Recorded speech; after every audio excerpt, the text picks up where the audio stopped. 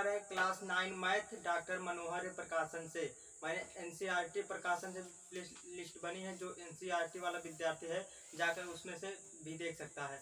आज पार्ट चलेगा तीसरा, मैंने पार्ट 2 बना चुका हूँ। देखना चाहते हैं तो लिंक डिस्क्रिप्शन में है, जाकर देख सकते हैं। तो देखिए आज इसमें हम पढ़ेंगे क्या, इसमें हम पढ़ेंगे धन पूर्णांकों का गुणा। मैंने पार्ट नंबर 2 में बताया था धन पूर्णांकों का योग, लेकिन इसमें बताऊंगा धन पूर्णांकों का गुणा।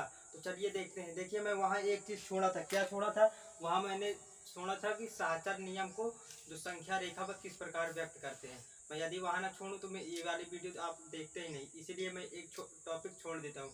हालांकि वहाँ मेरे दिमाग से उतर गया, नहीं मैं छोड़ता नहीं, तो यहाँ बता रहा हूँ कि उसको संख्या रेखा पर किस प्रकार व्यक्त करते हैं। तो सबसे पहले उसको देख लीजिए, तो फिर चलते हैं धन पूर्णांकों गुणा के बारे में। देखिए वहाँ मैंने एग्जाम्पल क्या लिया था, वहाँ मैंने एग्जाम्पल लिया था 3 4 5। ये क्या है, ये ए के स्थान पे मैंने रखा था, इसको बी के स्थान पे, इसके सी के स्थान पे। तो साहचर्य नियम का एक जो सूत्र मैंने बताया था वो क्या था, सूत्र था ए प्लस बी प्लस सी। पहले वाले कोष्टक लगाया था, जब बराबर के राइट साइड की तरफ गया था तो ए प्लस बी प्लस सी करा था, तो बी सी में लगाया था। तो ये था। तो देखिए इसको हल करने पर कितना आया था, यदि हम इसको रखेंगे 3 प्लस 4 कोष्टक प्लस 5 बराबर 3 प्लस 4 प्लस 5, इसको जोड़े थे तो 3 7 3 4 7 प्लस 5 बराबर 3 प्लस 7 4 5 9 और 7 5 12 और 3 9 12। देखिए और मैंने वहाँ इस बात पे भी चर्चा किया था कि साहचर्य नियम में क्या होता है कि दोनों पक्ष जो मान आता है वो बराबर होता है। देखिए यहाँ बराबर आ गए ना, तो हमें ये लिखना है कि इसे संख्या रेखा पर किस प्रकार व्यक्त करते हैं। तो चलिए हम इसको पहले संख्या रेखा पर व्यक्त करते हैं। तो इतना मैंने वहाँ बताया था, अब बताऊंगा मैं इनको संख्या रेखा पर किस प्रकार व्यक्त किया जाता है। तो देखिए ये है, इतना क्वेश्चन लिखा रहेगा कि इसको संख्या रेखा पर व्यक्त करना है। तो किस प्रकार व्यक्त करेंगे, इसको मैं ऊपर लिख रहा हूं। देखिए 3 प्लस 4 प्लस 5 बराबर 3 प्लस 4 प्लस 5। ये इसको संख्या रेखा पर लिखना है। तो कैसे लिखेंगे, और इसको जोड़ने पर कितना आया था, 12 आया था ना। तो मैंने क्या बताया हूँ कि जब 12 आ जाए तो संख्या रेखा पर यदि 12 आ गया तो उससे एक अंक अधिक लिखना है ना, संख्या रेखा पर दर्शाना है। तो 12 लिखा है तो 13 14 तक बिंदु दर्शाएंगे, कहाँ से, 0 से। अब पहले एक बात देख लीजिए कि जो 12 है प्लस में आया कि माइनस में आया है। तो 12 जो आया प्लस में आया है तो 0 के राइट साइड की तरफ चलेंगे तो यहाँ 0 लिखेंगे, 0 के राइट साइड चले जाएंगे कहाँ तक, 13 गिनती तक, 13 या 14 तक। तो फिर लिखेंगे 1 2 3 4 5 6 7 8 9 10 11 12 13। अब इसको संख्या रेखा पर व्यक्त करना है। तो किस प्रकार संख्या रेखा पर व्यक्त करते हैं, देखिए पहले 3 प्लस 4 लिखा है ना, तो 3 प्लस 4 लिखिए पहले। तो 0 से हमने बताया था 0 से उठते हैं और 3 पर 3 खाना गिनते हैं, तो 1 2 3, और जिस खाने में बैठे उसको नहीं गिनते ना, उसी प्रकार। तो यहाँ से उठेंगे 3 पर गए, और कितने गए हैं, 3 गए हैं। तो उसके बाद फिर 4 है तो 4 अगर यदि हम इसको 2 प्रकार कर सकते हैं, 3 में यदि 4 दोगे तब 7 हो जाएगा, या 7 न जोड़कर इसमें 3 को न गिनकर 4 और गिन लीजिए, क्योंकि यहाँ 4 है। तो 1 2 3 4 और 3 में 7, 4 जोड़ेंगे तब भी 7 आएगा। तो इस प्रकार यहाँ दर्शा देंगे।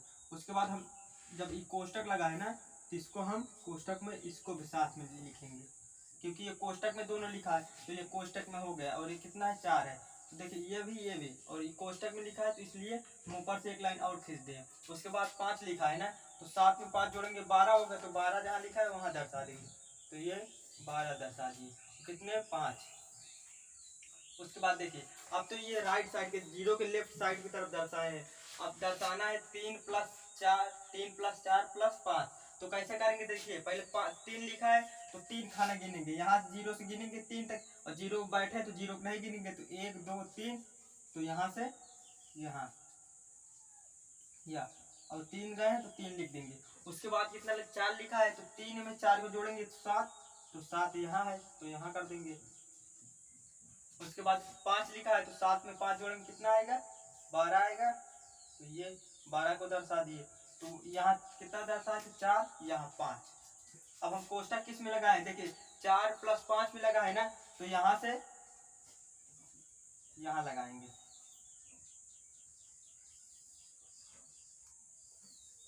इस प्रकार। अब देखिए इसको जोड़े हैं तो 3 + 4 कोष्टक बंद है तो यहाँ कोष्टक बंद करेंगे, +5। अब जोड़ेंगे कितना आएगा, 12 आएगा ना। और अब इसको देखिए 3 और प्लस, अब एक कोष्टक में लिखा है तो 4 + 5।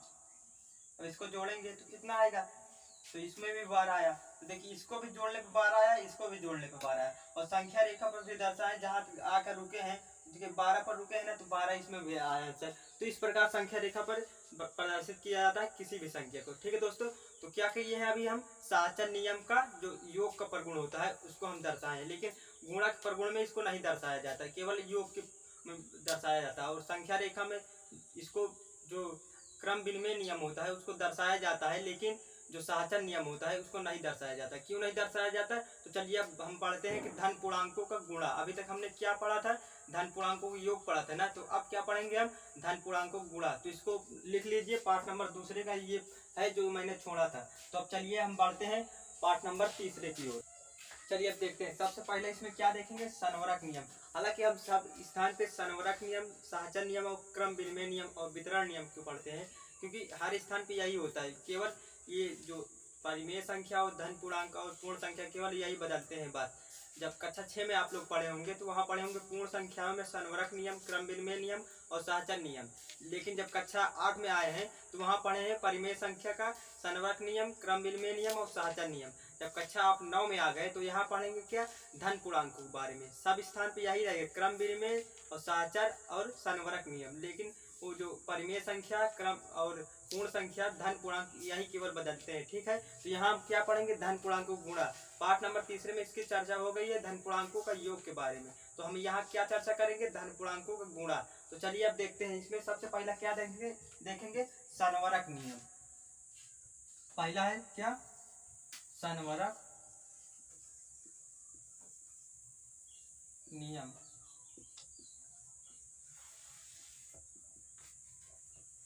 अभी तक जब 8 तक आपने पढ़ते आए हैं तो यहाँ प्रगुण लिखा रहता था, लेकिन जब आप लोग 9 में आए तो वहाँ क्या लिख गया, यहाँ नियम लिख गया। प्रगुण नियम वही होता है। ठीक है, तो यहाँ सनवरक नियम या सनवरक प्रगुण, तो इसे परिभाषा क्या होगी, तो सनवरक नियम की परिभाषा क्या होगी, जब दो धन पूर्णांकों का गुणा किया जाए तो उनका गुणनफल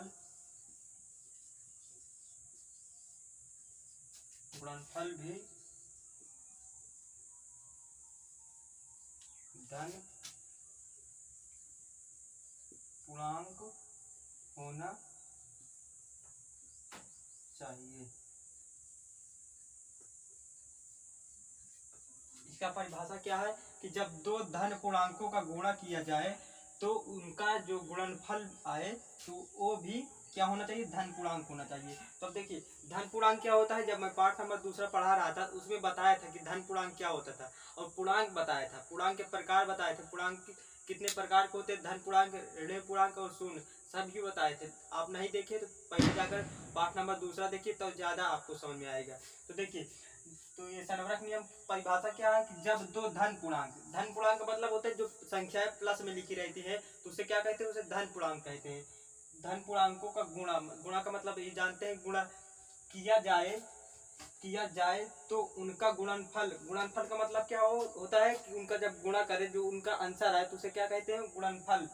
तो उनका जो गुणनफल आए तो उनका गुणनफल भी धन पूर्णांक होना चाहिए। मतलब कि उनका गुणा जब करे तो उनका जो गुणनफल आए मतलब आंसर आए तो वो भी किस में होना चाहिए, प्लस में होना चाहिए। यदि माइनस में आ जाता है तो सनवरक नियम नहीं होगा, और किस में नहीं होगा, धन पूर्णांकों के गुणा में। ठीक है, तो देखिए अभी हम एग्जाम्पल लेकर समझ रहे हैं तो और अच्छे समझ में आएगा। देखिए दो धन पूर्णांक कह रहा है ना, तो हम दो धन पूर्णांक लेते हैं। मान लीजिए जैसे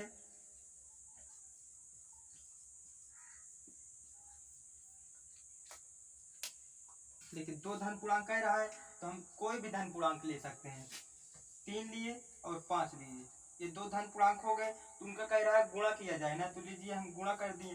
तो जब इसको गुणा करेंगे तो 3 पचे 15 होगा, तो इसको 15। तो अब देखिए 15 धन पूर्णांक है कि ऋण पूर्णांक है, तो 15 में माइनस नहीं लगा आगे, तो ये क्या होगा, ये होगा धन पूर्णांक। मैंने वहाँ पाठ नंबर दूसरे में क्या बताया था, धन पूर्णांक और ऋण पूर्णांक पहचानने का सबसे आसान तरीका बताया था कि उसके आगे यदि माइनस का चिन्ह लगा है तो ऋण पूर्णांक होगा, यदि कुछ भी चिन्ह नहीं दिख रहा है तो वो क्या होगा, वो धन पूर्णांक होगा। तो यहाँ कुछ भी चिन्ह नहीं दिख रहा है ना, तो ये क्या होगा, धन पूर्णांक होगा। तो ये क्या होगा, गुणा का संवरक नियम, गुणा का संवरक नियम। तो यहाँ हम गुणा का संवरक नियम क्यों लिखे हैं, क्योंकि संवरक नियम कई प्रकार के होते हैं। हमें अभी बताया कि संवरक नियम कितने प्रकार के होते हैं। धन पूर्णांक के बारे में होता है, जो पूर्ण संख्या के बारे में, और परिमेय संख्या के बारे में, और धन पूर्णांक के बारे में होता है ना। तो इसीलिए देखिए गुणा का संवरक नियम जोड़ का भी होता है, घटाने का भी होता है, गुणा का भी होता है और भाग का भी होता है। यदि हम यहाँ गुणा का चिन्ह लगा है तो गुणा का संवरक नियम लिखेंगे, यदि माइनस का चिन्ह लिखा है तो क्या लिखेंगे, घटाने का संवरक नियम लिखेंगे, यदि भाग का चिन्ह लगा है तो भाग का संवरक नियम लिखेंगे। तो इस पार्ट में देखिए बस गुणा का और जोड़ का था, तो हमने इसमें पार्ट में इसी बताया है। लेकिन यदि आपको पूरा डिटेल से जानना है तो प्ले लिस्ट में जाइएगा, वहाँ लिखा रहेगा ए टू जेड प्रगुण। तो वहाँ से देख लीजिए जितने भी प्रगुण होते हैं या नियम होते हैं, इनके सभी के बारे में वहाँ चर्चा अच्छे तरीके से किया गया था। लेकिन यहाँ जो पार्ट में दिया है उसी के बारे में चर्चा होगा। यदि आप लोग को देखना है तो जाकर प्ले लिस्ट में देख सकते हैं। तो देखिए एक एग्जाम्पल और लेते हैं, मान लीजिए 4 गुणे 10। तो इसको हम जब गुणा करेंगे तो इनका गुणनफल कितना आएगा, 40 आएगा।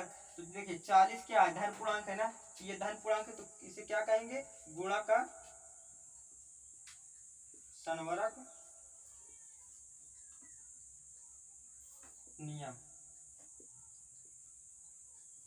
गुणा का क्या कहेंगे, संवरक नियम। ठीक है दोस्तों, बस समझ में आया। तो इसमें क्या करना था, जब दो धन पूर्णांक को गुणा किया जाए तो उनका जो गुणनफल आए, तो जो गुणनफल आए तो उस किसमें होना चाहिए, धन पूर्णांक में होना चाहिए, बस इतना सी बात है।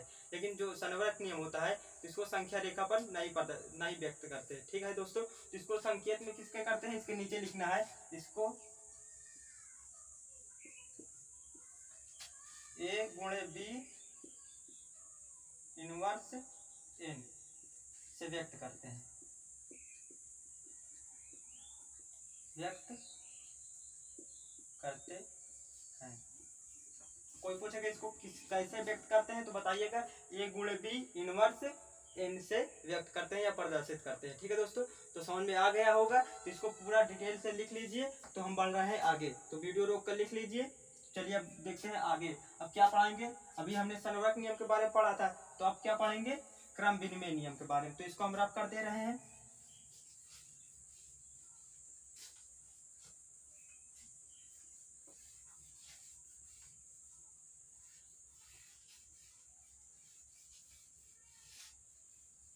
देखिए अब क्या पढ़ेंगे, मैं यहाँ गुणा का संवरक नियम क्यों नहीं लिख रहा हूँ, क्योंकि मैंने हेडिंग पहले से डाल दिया है कि धन पूर्णांक को गुणा, इसलिए मैं बार बार वही चीज नहीं दोहरा रहा हूँ। मैं यहाँ क्या लिखूंगा, क्रम विनिमय नियम। लेकिन आपको सोचना क्या है कि गुणा का क्रम विनिमय पढ़ रहे हैं, क्योंकि हमने हेडिंग डाला है कि धन पूर्णांकों में गुणा का प्रगुण। तो यहाँ मैं क्या लिखूंगा, क्रम विनिमय नियम, क्रम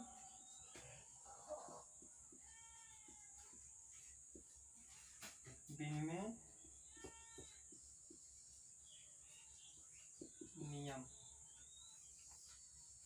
क्रम विनिमय नियम। तो ये क्या होता है दोस्तों, तो पहले मैं इसकी परिभाषा लिखता हूँ तो फिर समझा रहा हूँ। जब दो धन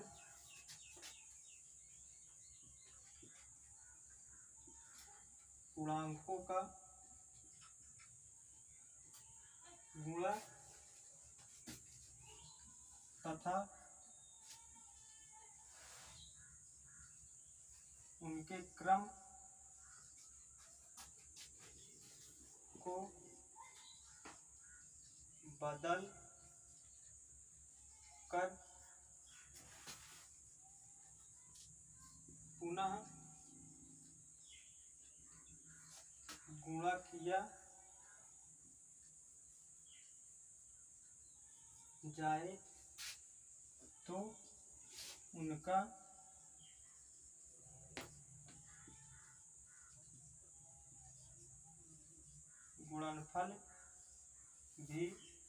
गुणनफल समान होना चाहिए।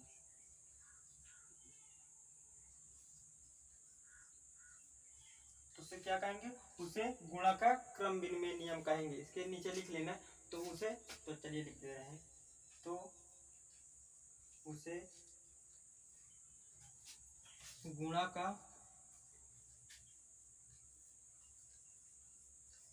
क्रम विनिमय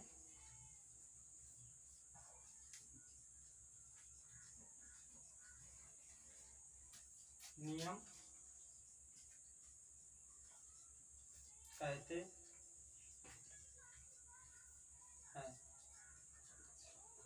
तो देखिए, एक बार मैं परिभाषा फिर से दोहरा रहा हूँ कि जब दो धन पूर्णांकों का गुणा तथा उनके क्रम को बदलकर पुनः गुणा किया जाए तो उनका गुणनफल भी समान होना चाहिए। उनके गुणनफल भी समान होना चाहिए, तो उसे गुणा का क्रम विनिमय नियम कहेंगे। देखिए, इसका नाम से ही पता चल रहा है कि ये क्रम विनिमय है। तो इसका नाम से पता चल रहा है कि क्रम में बदलाव होगा। तो क्रम विनिमय नियम क्या होता है? तो सबसे पहले आप लोग को देखना है क्या, दो धन पूर्णांक, इसमें कितने होंगे? जब दो धन पूर्णांकों का गुणा किया जाए तथा उनके क्रम को बदल कर फिर से गुणा किया जाए तो उनका जो मान आना चाहिए वो बराबर आना चाहिए। तो उसे क्या कहेंगे? उसे गुणा का क्या कहेंगे? गुणा का क्रम विनिमय नियम कहेंगे। तो चलिए मैं इसको एग्जाम्पल की सहायता से समझा रहा हूँ। देखिए, इसके नीचे लिखना है जैसे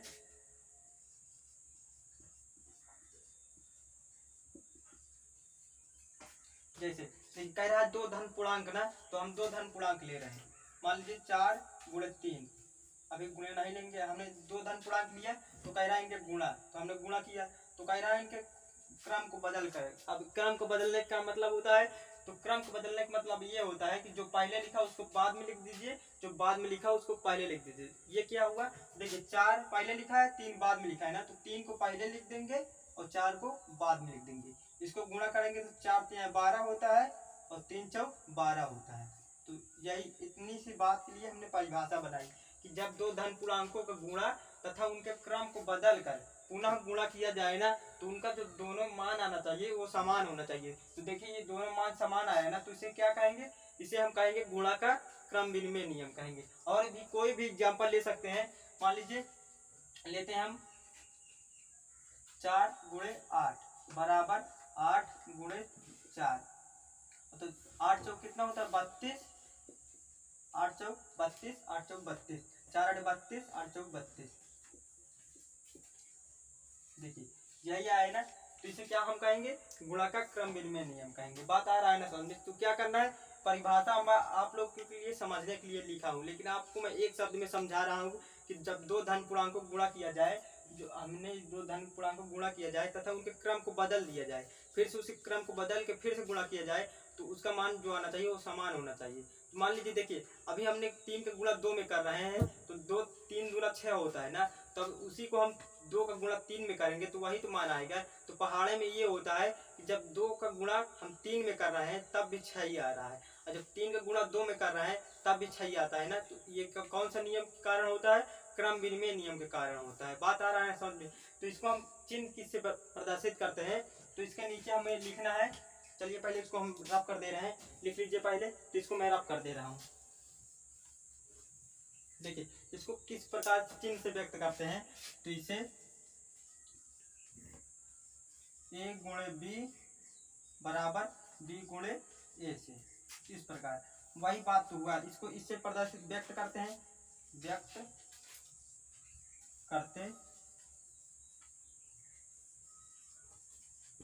व्यक्त करते हैं। तो देखिए ये ए है, ये बी है, तो इसके क्रम को बदल दिया ना, तो इसीलिए इसको इस प्रकार से एक प्रकार समझ लिए ये सूत्र है। तो जिस प्रकार हमने इस यहाँ लिखा था तो उसी प्रकार तो यहाँ लिखा, पहले ए लिखा है गुणे बी लिखा है बराबर बी गुणे ए। तो इसको किस प्रकार से प्रदर्शित करते हैं, तो ए गुणे बी बराबर बी गुणे ए। तो ये तो बात रही पहचानने का और समझने का, टिक लगाने का। तो अब हम पढ़ेंगे कि इसको संख्या रेखा पर किस प्रकार व्यक्त किया जाता है। तो हम अब क्या पढ़ेंगे, इनको संख्या रेखा पर किस प्रकार व्यक्त किया जाता है। तो चलिए इसको लिख लिए होंगे, तो मैं इसको क्या कर रहा हूँ, रफ कर रहा हूँ। इसको मैं बता रहा हूँ संख्या रेखा पर किस प्रकार व्यक्त किया जाता है। तो पहले मैं इसको कर देता हूँ रफ।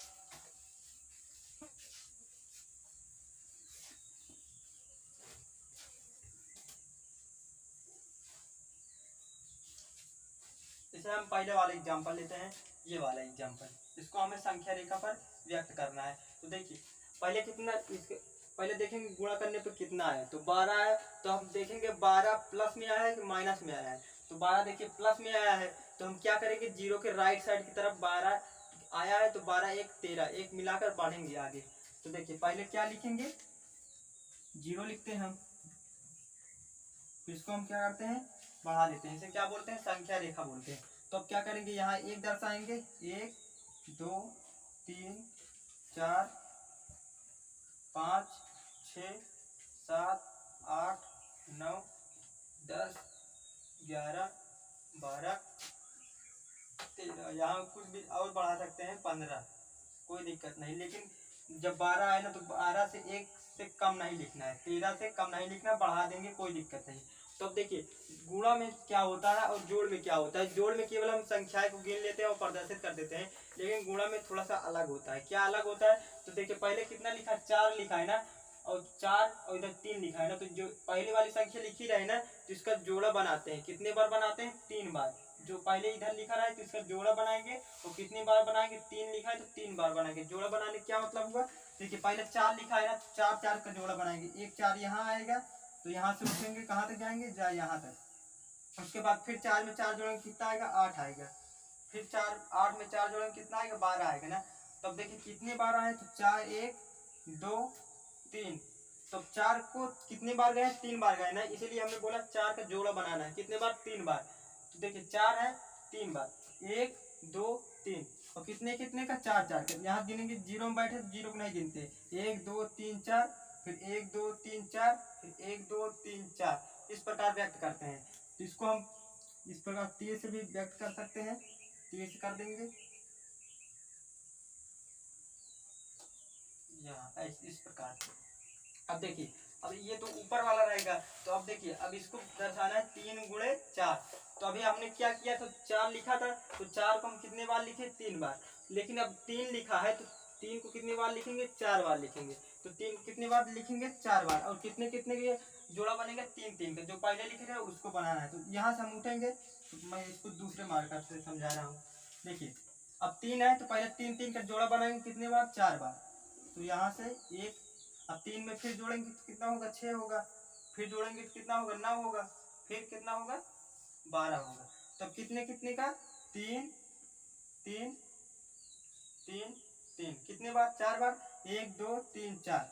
तो दर्शा दीजिए इसको इस प्रकार तीर से। अब देखिए इसको भी गुणा करने पर कितना आया था, 12 आया ना। लेकिन जब संख्या रेखा पर प्रदर्शित किए, तो जो सबसे लास्ट में आए, तो यहाँ आया 12 पर आया, तो यहाँ भी 12 है ना। तो इस प्रकार प्रदर्शित किया जाता है संख्या रेखा पर। तो देखिए सब फिर से मैं इसको दोहरा रहा हूँ, किस प्रकार इसको संख्या रेखा पर प्रदर्शित करेंगे। जोड़ का थोड़ा सा आसान होता है, लेकिन गुणा में थोड़ा सा कठिन ये हो जाता है कि 4 का हम पहले 4 4 लिखेंगे, लेकिन कितने बार लिखेंगे, 3 बार लिखेंगे। 4 है तो 4 को गिन लीजिए, एक बार गिने हैं, 2 बार, 3 बार, 3 बार हो गया है। जितने बार इधर लिखा है उतना बार करना है। उसी प्रकार हमें जब यहाँ 3 लिखा था, तो पहले 3 3 का जोड़ा बनाए, कितने बार, 4 बार ना। तो 1 2 3 4, तो 4 हो गया ना। इस प्रकार व्यक्त किया जाता है। तो समझ में आ गया होगा, तो इसको नोट कर लीजिए। तो हम बढ़ते हैं सातर नियम की ओर। तो नोट कर लिए होंगे, इसको हम रब कर दे रहे हैं, तो रब कर दें, चलिए रब कर दे रहे हैं।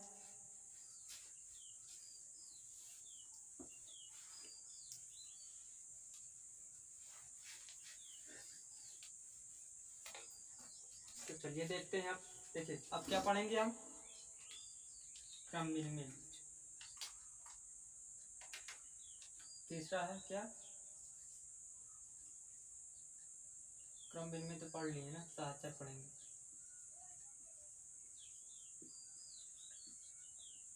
सहचर नियम,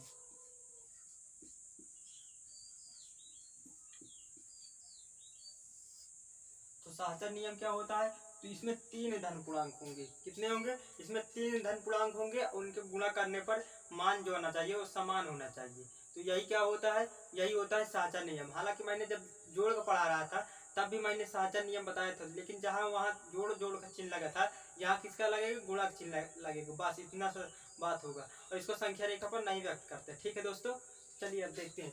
देखिए इसकी परिभाषा लिखना चाहे तो लिख सकते हैं, लेकिन बहुत लंबी होगी, तो मैं इसको शॉर्ट में बता रहा हूँ। देखिए यदि हम a प्लस बी प्लस सी, पहले में कोष्टक लगा है, बाद में a, यहाँ गुणक पढ़ रहे हैं तो गुणक लगाएंगे, a गुणे b गुणे c। यदि इस प्रकार कहीं दिख जाए तो आप लोग उस पर किस पर टिक मारेंगे, सहचर नियम पर टिक मारेंगे। हर स्थान पे गुणा गुणा रहे तब मारेंगे सहचर नियम। यदि यहाँ गुणा यहाँ प्लस मारेंगे तो वो नहीं होगा, वो वितरण नियम में चला जाएगा। लेकिन अभी वितरण नियम में हमें नहीं जाना है, हमें पहले समझना है सहचर नियम।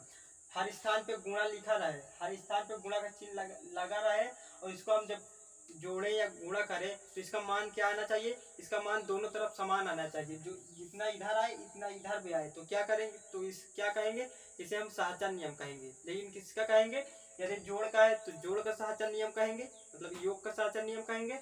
और यदि गुणा का है तो गुणा का सहचर नियम कहेंगे। चलिए हम इसको कुछ संख्याएं रखते हैं, तो उसको बता रहे हैं कि बराबर आता है या नहीं आता है। मान लीजिए हम रखते हैं यहाँ 1, यहाँ रखते हैं, यहाँ 2 रखते हैं, यहाँ 3 रखते हैं। तो देखिए यहाँ 1 रखेंगे, यहाँ 1 रखेंगे तो पहले 1 गुणे 2, कोष्टक बंद है तो कोष्टक बंद कर देंगे, गुणे 3 बराबर कितना लिखा, पहले 1 गुणे 2 गुणे 3, यहाँ कोष्टक लगा है।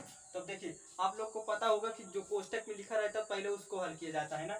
तो इसको हल करेंगे तो 1 गुणा 2 में करेंगे तो कितना आएगा, 2 गुणा 3 बराबर, फिर 1 का गुणा करेंगे तो 2 का गुणा करेंगे 3 में, तो 3 दूना 6, तो 2 3 6 बराबर 6 एकम 6।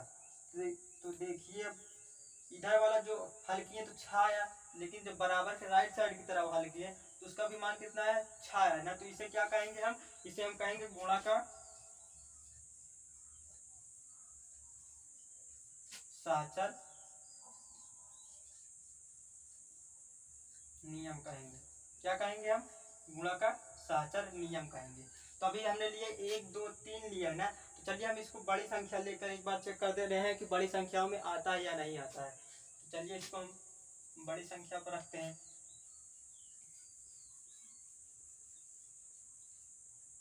मान लीजिए हम यहाँ रखते हैं 4, यहाँ रखते हैं 5, यहाँ रखते हैं 6, तो 4 गुणे 5 गुणे 6 बराबर 4 गुणे 5 गुणे 6। चलिए अब इसको गुणा करते हैं, तो 4 पंचे 20 गुणा 6 बराबर 4 गुणा 6 पंचे 30। अब गुणा करेंगे 6 दूना 12, 1 0 बराबर 4 3 12 बराबर 0। देखिए इसका मान कितना है, 120 इधर भी आया और 120 इधर भी आया, तो ये देखिए दोनों समान है ना। तो इसे क्या हम कहेंगे, इसे हम कहेंगे गुणा का सहचर नियम कहेंगे। तो अब बात आती है इसके माइनस में भी आंसर आएगा कि नहीं। चलिए एक बार माइनस में रख लेते हैं। मान लीजिए ये सभी माइनस में हो जाए, ये सभी किस में हो जाए, माइनस में हो जाए, तो देखिए ये आता है कि नहीं आता है। तो चलिए अब इसको भी देख लेते हैं, यदि आता होगा खून काटो, तो देखिए -4 गुणे, देखिए एक साथ में दो चिन्हों को नहीं लिखा जाता, तो क्या करते हैं, कोष्टक लगा देते हैं। तो कोष्टक लगाएंगे तो 5, कोष्टक बंद कर देंगे, यहाँ बड़ा कोष्टक लगा देंगे, गुणे -6। उसके बाद फिर क्या करेंगे, फिर जो ए बी लिखा है इसको फिर लिख दीजिए, तो -4 और फिर कितना लिखा है, गुणा लिखा है, इसको मैं इधर लिख दे रहा हूँ। तो फिर पी की स्थान पर -5 है, तो -5 गुणे फिर -6। तो चलिए अब इसको हल करते हैं। इसको हम कर लेंगे सबसे पहले 4 गुणे 5। देखिए माइनस यहाँ भी माइनस यहाँ, गुणा में करते हैं तो माइनस माइनस प्लस हो जाता है, ठीक है। तो क्या करेंगे 4 पंचे 20, चिन्ह का लगाएंगे प्लस लगाएंगे, क्योंकि माइनस माइनस प्लस होता है। इसको हल कर दिए तो माइनस अब 6, इसको कोष्टक को हटा देंगे। उसके बाद क्या लिखेंगे -4 गुणे, अब देखिए माइनस माइनस है तो क्या हो जाएगा प्लस हो जाएगा, तो 6 पंचा 30। उसके बाद देखिए अब 6 दूना 12 माइनस में है तो पहले माइनस लगा देंगे, माइनस प्लस माइनस होता है इसलिए माइनस लगा दिए, तो 6 दूना 12 और एक 0 लगा देंगे।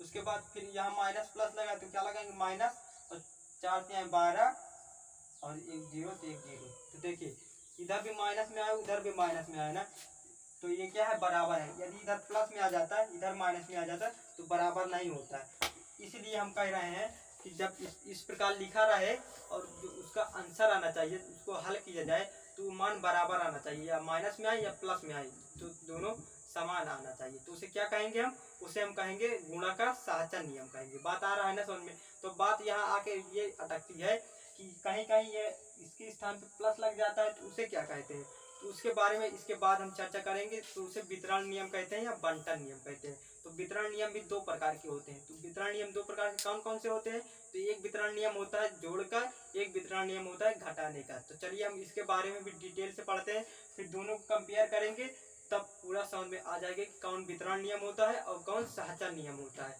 तो चलिए इसको हम पहले लिख लीजिए आप, तो हम इसे रफ कर दे रहे हैं। तो चलिए इसको रफ कर रहे हैं, तो वितरण नियम बता रहे हैं।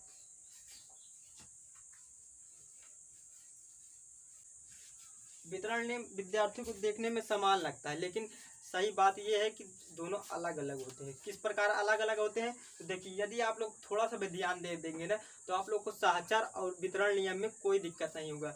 दोस्तों कई लोग गलत कर देते हैं कि कौन सा साहचर्य नियम होता है और कौन सा वितरण नियम होता है। तो ये प्रश्न हल करने के लिए नहीं आता, मैं पहले से बता दे रहा हूँ कि ये प्रश्न हल करने के लिए नहीं आता है। बहुविकल्पी जानते होंगे, ऑप्शन चुनने वाला जिसमें 4 ऑप्शन होते हैं, तो उसमें ये टिक मार वाला आता है कि इनमें से बताइए साहचर्य नियम कौन है, वितरण नियम कौन है, संवरक नियम कौन है, और क्या क्रम विनिमय नियम क्या होते हैं। तो आप लोग को क्या टिक मारना रहेगा, इसको हल करने की जरूरत नहीं है। तो अभी तक हमने जितने भी पार्ट पढ़े हैं इनके बारे में ही पढ़े हैं, क्योंकि जितना भी पार्ट मैंने पढ़ा है ना, एक एक ऐसा कोई टॉपिक ना होगा जिसको मैंने छोड़ा है, सबको।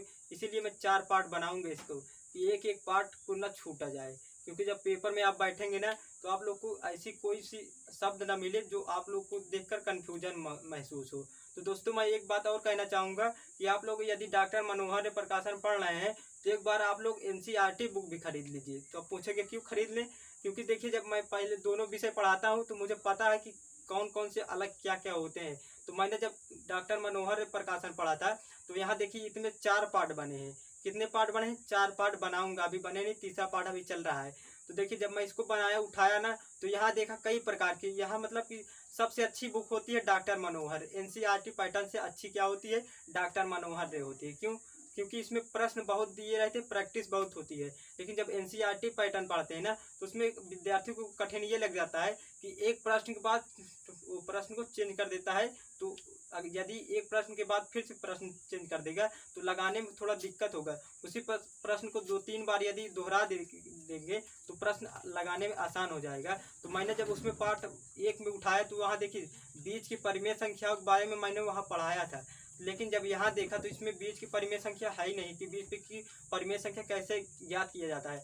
यदि पेपर में आ जाएगा तो जो डॉक्टर मनोहर ने पढ़ा है तो ये कैसे करेंगे।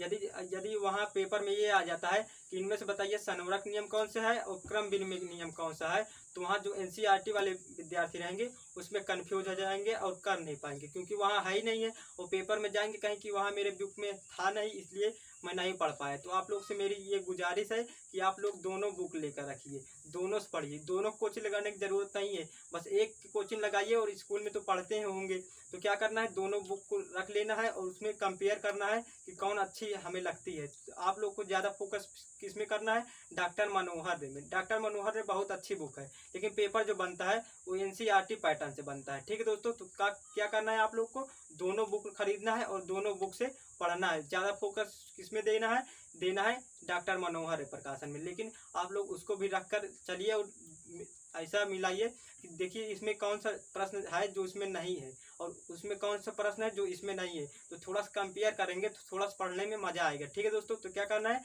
दोनों बुक को रख लेना है और दोनों बुक से पढ़ते रहना है। तो ज़्यादा फोकस किस में देना है, डॉक्टर मनोहर प्रकाशन में। तो हम किस में चल रहे थे, वितरण नियम में चल रहे थे। तो वितरण नियम क्या होता है, तो देखिए वितरण नियम में ये होता है कि ए प्लस बी, और इधर क्या लिखा रहता है, ए गुणे बी क्या लिखा रहता है, इसको पहले रफ कर दे रहा हूँ, ए और यहाँ किसी की चिन्ह नहीं तो गुणे का होता है बी प्लस सी, बराबर इधर क्या लिखा रहता है, ए गुणे बी प्लस ए गुणे सी। यदि जोड़ का रहेगा तब इस प्रकार रहेगा, जोड़ का घटाने पर रहेगा तो क्या रहेगा, जहाँ जहाँ प्लस का स्थान लगा है यहाँ माइनस हो जाता है। तो देखिए अभी पहले हम जोड़ के बारे में डिटेल से पढ़ेंगे, फिर माइनस के बारे में पढ़ेंगे। तो इसमें भी क्या होता है, इसमें भी जब हम हल करते हैं तो दोनों पक्षों का जो मान आता है वो भी समान आता है। घटाने का भी करेंगे तो घटाने में भी आएगा, और सहचर नियम भी करेंगे तो वहाँ भी आएगा। तो अब इसमें गड़बड़ ये बात हो जाती है कि हर स्थान पे तो बराबर आ रहा है, तो हम टिक किस पर मारे। तो टिक मारने का सबसे आसान तरीका आप सुनिए। देखिए यदि हम सहचर नियम पढ़ रहे थे तो हर स्थान पे एक ही चिन्ह था। कितना चिन्ह था, एक चिन्ह था। लेकिन यहाँ देखिए, यहाँ मतलब किसी के चिन्ह नहीं तो क्या, गुणे के चिन्ह। तो देखिए यहाँ गुणा का भी चिन्ह, प्लस का भी चिन्ह। तो हम किस पर मानेंगे, यदि गुणा और प्लस दोनों लगा है ना तो क्या लिखेंगे, योग पर गुणा का वितरण नियम लिखेंगे। यदि यहाँ हम गुणा और माइनस लिख देते हैं तो घटाने का वितरण नियम पढ़ेंगे। ठीक है दोस्तों, तो सबसे अच्छा तरीका क्या होता है, यदि गुणा और माइनस प्लस लिखा है दोनों तो वितरण नियम होगा।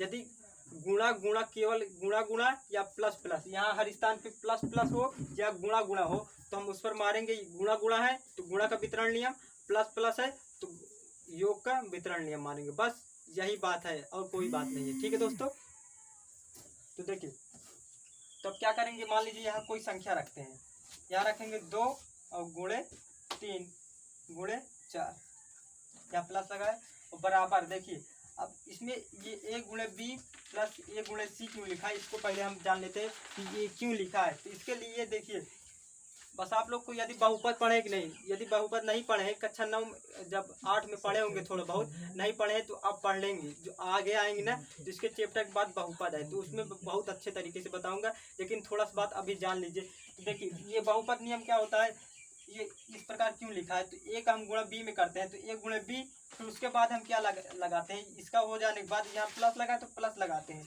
तो ए का गुणा हम सी में करते हैं तो ए गुणे सी लिखा है, इस प्रकार लिखा जाता है। तो अब देखिए इस पर हम कोई भी संख्या रखकर लिखते हैं कि जो मान आता है वो समान आता है कि नहीं। तो चलिए पहले रखते हैं 2 गुणे 3 प्लस 4 बराबर। अब एक स्थान हमने कितना लिखा, 2 लिखा, बी के स्थान पे 3, सी के स्थान पे 4, तो ए के स्थान पे 2 रखेंगे, बी के स्थान पे 3 रखेंगे, प्लस लगा तो प्लस लगाएंगे, ए के स्थान पे 2, सी के स्थान पे 4। अब चलिए हल करते हैं। तो पहले जो कोष्टक में लिखा रहता है उसको हल किया जाता है ना, तो कोष्टक को हल करेंगे तो 3 और 4 कितने होंगे, 7 होंगे, तो 7 लिख देंगे बराबर। अब पहले इसको गुणा कर दीजिए तो 2 3 कितना होता है 6 प्लस 2 चौको 8। अब हम इसको गुणा करेंगे 7 दूना कितना होता है 14 होता है बराबर 6 और 8 कितना होता है 14 होता है। तो देखिए बराबर आए ना, तो अब इसे हम आंसर में क्या लिखेंगे, इसको हम आंसर में लिखेंगे, यदि यहाँ जोड़ का चिन्ह है तो योग पर गुणा का वितरण नियम, वितरण नियम। वितरण नियम को एक और नाम से जाना जाता है, कौन से नाम से जाना जाता है, बंटन नियम से जाना जाता है।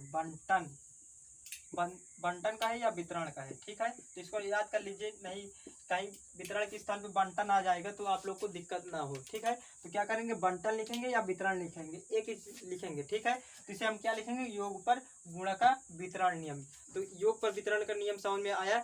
अब देखते हैं हम घटाने का वितरण, घटाने पर गुणा का वितरण नियम क्या होता है। तो वो क्या होता है, जहाँ जहाँ प्लस रहता है तो वहाँ वहाँ क्या हो जाता है, माइनस हो जाता है। जहाँ जहाँ प्लस रहता है वहाँ वहाँ माइनस हो जाता है, बस और कुछ नहीं होता है। तो देखिए यहाँ माइनस हो गया, तो देखिए अब माइनस यहाँ गुणा माइनस हो गया ना, तो ये वितरण नियम है, लेकिन किसका है, घटाने पर गुणा का वितरण नियम है, क्योंकि घटाना गुणा दोनों है तो घटाने पर वितरण नियम कहेंगे। तो चलिए अब इसको हल करते हैं। देखिए इसका यहाँ क्या लिखेंगे, हम माइनस लिख देंगे, वही एग्जाम्पल से हम बता रहे हैं। यहाँ क्या लिखेंगे, माइनस लिख देंगे, जहाँ जहाँ प्लस है वहाँ वहाँ क्या लिखेंगे, माइनस लिखेंगे। तो अब इसको हम 3 से 4 घट नहीं सकता है, घट सकता है लेकिन एक प्रकार, कौन सा प्रकार होता है, इसको हम घटा देंगे, लेकिन घटाने पर जो बड़ी संख्या रहती है उसका चिन्ह लगाते हैं। तो हम 3 में से 4 घटा देंगे तो एक आएगा, लेकिन चिन्ह का एक लगाएंगे, यहाँ से रब कर दे रहा हूँ मैं, चिन्ह का एक लगाएंगे। जो बड़ी संख्या क्या है, बड़ी संख्या 4 है, तो 4 का चिन्ह का एक है, माइनस का तो माइनस के लगा देंगे। उसके बाद 2 3 6 माइनस 4 दूना 8। उसके बाद इसको हम गुणा करेंगे, यहाँ प्लस है यहाँ माइनस, तो प्लस माइनस माइनस तो -2 बराबर, यहाँ हम घटा देंगे, 6 में से 8 घटाएंगे तो घट जाएगा, लेकिन चिन्ह क्या लगेंगे, माइनस, क्योंकि 8 बड़ा है। तो देखिए -2 तो बराबर आए ना, तो घटाने में भी वितरण जो नियम होता है वो भी बराबर आता है, सहचर भी आता है, और योग का जो इसमें वितरण नियम होता है वो भी समान आता है। तो अब देखिए हम कंपेयर कर रहे हैं, कंपेयर क्या कर रहे हैं, देखिए हम जब वितरण नियम पढ़े हैं, योग का हो या हो गुणा का हो, तो उसमें हम क्या पढ़े थे, तो देखिए वहाँ हम पढ़े थे सहचर नियम में पढ़े थे, तो क्या पढ़े थे कि हर स्थान पे एक ही चिन्ह हमें दिख रहा था। कितने चिन्ह दिख रहे थे, एक ही चिन्ह दिख रहे थे, या योग का हो या गुणा का हो। तो ये तो सहचर नियम है, ठीक है, तो सहचर नियम ये था। लेकिन जब हम वितरण नियम या बंटन नियम में जाते हैं तो वहाँ क्या देखते हैं, वहाँ 2 चिन्ह रहते हैं। 2 चिन्ह कौन कौन से रहते हैं, जोड़ या गुणा रहेगा, या घटाना या गुणा रहेगा, ये रहता है। तो अभी हमने दोनों के बारे में पढ़ लिया है, तो अब कन्फ्यूजन नहीं होनी चाहिए, कोई भी चिन्ह आ जाए, जब वितरण नियम आ जाए या सहचर नियम आ जाए, तो आप लोग को कन्फ्यूजन अब एकदम से नहीं रहना है, ठीक है। तो किस पे मारना है टिक, तो आप लोग अब समझ लीजिएगा, एक चिन्ह है तो उसमें मारना है सहचर नियम पर, 2 चिन्ह है तो वितरण नियम पे मारना है। तो वितरण नियम पे कौन से मारेंगे, यदि योग का है तो योग पर गुणा का वितरण नियम मारेंगे, यदि घटाना है तो घटाने पर वितरण का नियम मारेंगे, ठीक है दोस्तों। तो चलिए हम मिलते हैं अब नए वीडियो में। चलिए इस वीडियो को यहीं समाप्त करते हैं। जब मैं पार्ट नंबर 4 लाऊंगा तो उसमें केवल प्रश्नावली चलेगी, और प्रश्नावली आप लगाना चाहते हैं तो पूरा अपने से लगा सकते हैं, क्योंकि मैंने जितना भी अभी बेसिक आगे मेरी पूरी वीडियो देखे हैं बेसिक वाली, तो आप लोग प्रश्नावली को एकदम लगा लेंगे। 1-2 प्रश्न ऐसा होगा जो शायद ना आए, लेकिन मेरा मानना ये है कि आप लोग यदि शुरू से मेरी वीडियो पूरी देखे हैं तो पूरा आप लोग लगा लेंगे, ठीक है। तो पहले एक बार लगाने की कोशिश करिएगा, वीडियो आप देखिएगा, तो हम कल लाएंगे कौन सा नियम, पूरा प्रश्नावली, ठीक है दोस्तों। तो चलिए, वीडियो अच्छा लगा है तो वीडियो को लाइक कर दीजिए, यदि नए व्यूअर है तो चैनल को सब्सक्राइब कर लीजिए। उससे क्या होगा, जब मैं कोई नई वीडियो को अपलोड करूंगा तो उसकी नोटिफिकेशन आपको सबसे पहले मिल जाएगी, ठीक है दोस्तों। तो चलिए लगा लेना और इसको भी पढ़ लेना। तो चलिए मिलते हैं नेक्स्ट पार्ट में, तब तक के लिए नमस्कार दोस्तों।